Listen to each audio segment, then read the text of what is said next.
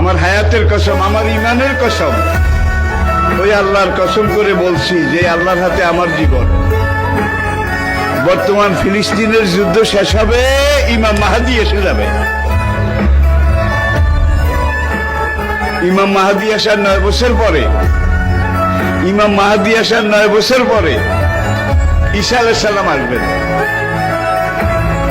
আর ইমাম মাহাদি আসার পরে 9 বছর এটার মধ্যে দাজ্জাল তার আবির্ভাব ঘটবে।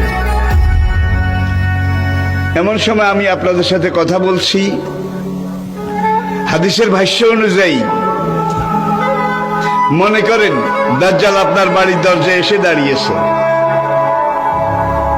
এমন সময় আমি আপনাদের সামনে কথাগুলো বলছি, যেই সময় মনে করেন ইমাম মাহাদি আপনার ঘরের সামনে এসে দুয়ারে কড়া নাড়তেছে।